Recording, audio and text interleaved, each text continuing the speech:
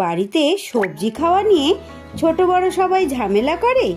এইভাবে সবজি রান্না করলে কিন্তু একদমই ঝামেলা করবে না, বরং সবাই চেয়ে চেয়ে খাবে।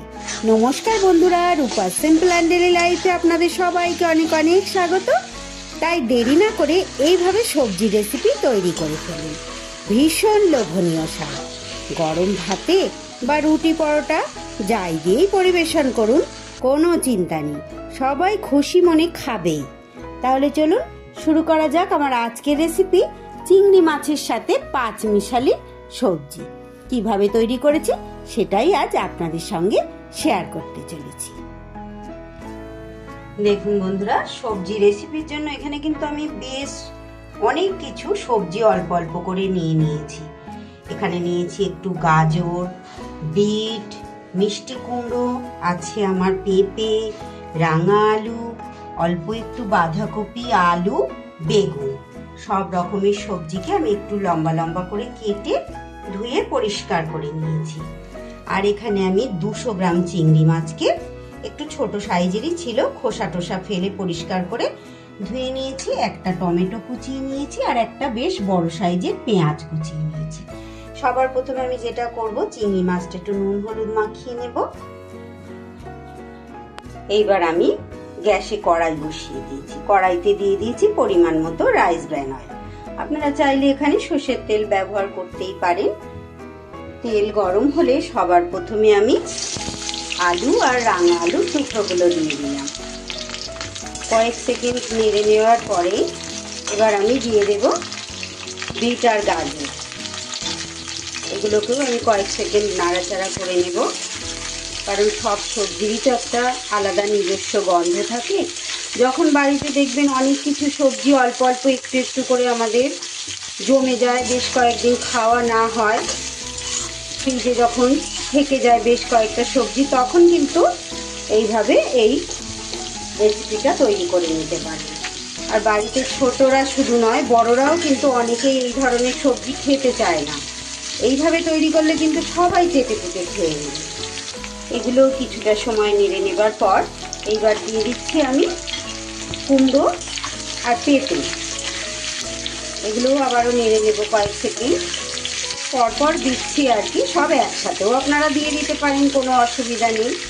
আমি একটু আগে পরে দিচ্ছি আর কি। এবার আমি সবজিগুলোর ওপর একটু নুন দিয়ে দিলাম। নুন দিয়ে খুব ভালো করে নাড়াচাড়া করে নেব।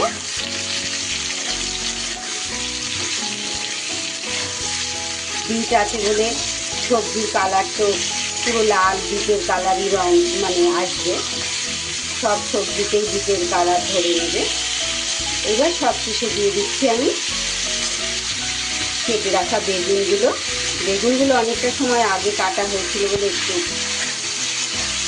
কালারটা অন্যরকম হয়ে গেছে, দিয়ে রেখেছিলাম তাও ওরকম হয়ে গেছে। এবার সব শেষে আমি বাঁধাকপিটা দিয়ে দিলাম। বাঁধাকপিটাও খুব অল্প পরিমাণে আমার ছিল। এর মধ্যে দিয়ে সব কিছু এবার নাড়িয়ে চাড়িয়ে নেব। সব কিছু খুব ভালো করে নাড়িয়ে চাড়িয়ে মিশিয়ে নেব। নুন যেহেতু দেওয়া আছে, সবজি থেকে তো আমার জল বেরোচ্ছে। এর মধ্যে কিন্তু আরও সবজি চাইলে আপনারা অ্যাড করতে পারেন। এর মধ্যে শিম দিতে পারেন, বিনস দিতে পারেন, ফুলকপি থাকলে ফুলকপিও দিতে পারেন, পেঁয়াজ কলিও দিতে পারেন। এবার আমি গ্যাসটা কমিয়ে এটা ঢাকা দিয়ে দেব।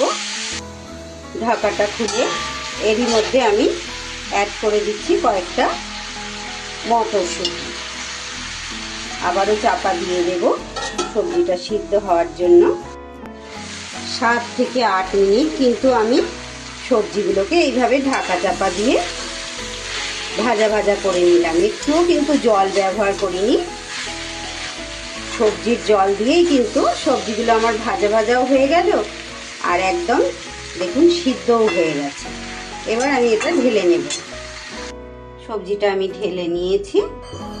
এইবার গ্যাসে কড়াইয়ের মধ্যে আমি দিয়ে দেব আবারও একটু রাইস ব্র্যান অয়েল। যেহেতু চিংড়ি মাছ দিয়ে করব তাই আমি কিচ্ছু কিন্তু আজ ফোড়ন দেব না। আমি পেঁয়াজ দিয়ে দিলাম। মাছ মাংস ডিম আমরা যাই খাই না কেন, যতই লোভনীয় জিনিস আমরা প্রত্যেক দিনের ভাতের পাতে বলুন বা রুটির সাথে বলুন তৈরি করি না কেন, সবজি কিন্তু আমাদের খেতেই হয়। আমাদের শরীরের জন্য খুবই প্রয়োজনীয় যে কোনো রকমেরই, যে কোনো মরশুমের সবজি। তাই কিভাবে তৈরি করলে বাড়ির সবাই খাবে সেইটা কিন্তু আমাদের বাড়ির গৃহিণীদেরই খুঁজে বের করতে হয়, কে কীভাবে করলে ঠিক আনন্দ করে খেয়ে নেবে। এই রেসিপি কিন্তু দুর্দান্ত। চিংড়ি মাছ তো যাতেই রান্না করি না কেন আমরা, যাতে যে রেসিপির মধ্যেই দিই না কেন, দুর্দান্ত তো হয়ই। কয়েক সেকেন্ড পেঁয়াজটা নেড়ে নিয়ে এবার কেটে রাখা টমেটোটা দিয়ে দিচ্ছি। পেঁয়াজ খুব লাল লাল করে ভাজার দরকার নেই। 20 থেকে 30 সেকেন্ড টমেটো দিয়ে এবার এভাবে নেড়ে নেবার পর দিয়ে দেবো আমি 1 টেবিল চামচ আদা আর কাঁচা লঙ্কা বাটা। আর দিয়ে দেবো আমি গুঁড়ো মশলা বলতে এখানে দিয়ে দিচ্ছি পরিমাণ মতো হলুদ গুঁড়ো আর 1 চা চামচ ধনে গুঁড়ো। আর কোনো মশলা কিন্তু আমি ব্যবহার করছি না। এবার সব কিছু খুব ভালোভাবে আরও কয়েক সেকেন্ড কষিয়ে নেব। মশলাটা থেকে এবার হালকা হালকা তেল ছেড়ে দিচ্ছে। এইবার আমি কিন্তু চিংড়ি মাছগুলো দিয়ে দিচ্ছি।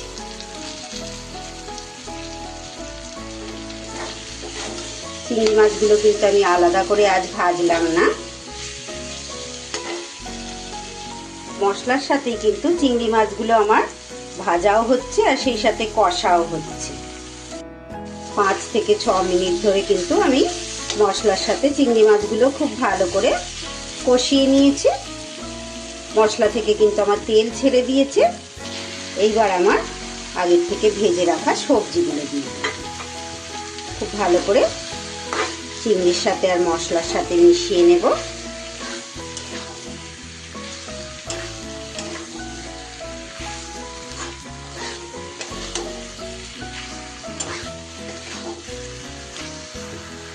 ভালো করে কিন্তু আমার সবকিছু মেশানো হয়ে গেছে। এবার দিয়ে দেবো আমি পরিমাণ মতো জল। খুব বেশি জল দেবার দরকার নেই, সবজি কিন্তু আমার সিদ্ধই হয়ে গেছে। খুব অল্প পরিমাণ জল কিন্তু আমি দিলাম।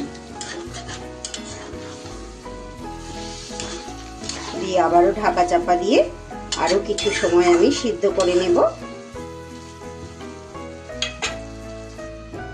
আরো 3 মিনিটের মতো আমি ঢাকা চাপা দিয়ে রান্না করে নিলাম। এতটা সময় ধরে যেসব বন্ধুরা আমার সঙ্গে রয়েছেন, প্রত্যেক দিন আমার ভিডিও এইভাবে ভালোবেসে দেখেন, সেসব সকল বন্ধুদের জানাই আমার অনেক অনেক আন্তরিক শুভেচ্ছা, অনেক ভালোবাসা। আর যারা নতুন এসেছেন আজকে, প্লিজ বন্ধুরা আমার চ্যানেলটা সাবস্ক্রাইব করে আমার পাশে থাকুন। পাশে থাকা বেল আইকনটা অবশ্যই ক্লিক করে দেবেন, যাতে নতুন কোনো রেসিপি দিলেই সাথে সাথে আপনারা নোটিফিকেশান পেয়ে যান। এবার আমি এর মধ্যে দিয়ে দেব 2 লঙ্কা। আমি কাঁচা লঙ্কা, একটা পাকা একটা কাঁচা, আমি চিড়ে দিইনি কিন্তু লঙ্কাটা। যদি বেশি ঝাল হয়ে যায় আগেও লঙ্কা বাটা কিন্তু কাঁচা লঙ্কা বাটা আমার অ্যাড করা আছে। এই জায়গায় কিন্তু যেহেতু 5 মেশালি সবজি আছে, চাইলে আপনারা একটু কিন্তু চিনি দিতে পারেন, চিনি বা গুড় মিষ্টি হিসাবে। আমি কিন্তু দেব না, বিট তো এমনি মিষ্টি, যেহেতু মাছ দিয়ে রান্না করছি, চিংড়ি মাছ আছে, আমি তাই চিনি দিচ্ছি না। আপনারা চাইলে কিন্তু একটু চিনি দিতেই পারেন, আর দিতে পারেন একটু ধনে পাতা। আমি কিন্তু ধনে পাতাটাও দেব না। আমার রেসিপি কিন্তু একদম রেডি হয়ে গেছে। গরম গরম ভাতের পাতে কিন্তু দুর্দান্ত জমে যাবে বন্ধুরা। আজকে রেসিপি এখানেই শেষ করছি বন্ধুরা। আবার ফিরে আসছি আগামী দিন এমনই কোনো নতুন সহজ রেসিপির সাথে। ততক্ষণ আপনারা সবাই খুব ভালো থাকবেন, সুস্থ থাকবেন। আর যদি প্রতিদিনের মতো আমার রেসিপি, আজকের রেসিপি ভালো লেগে থাকে বন্ধুরা, অবশ্যই একটা লাইক, কমেন্ট, শেয়ার করে দেবেন। আজ তাহলে আসি।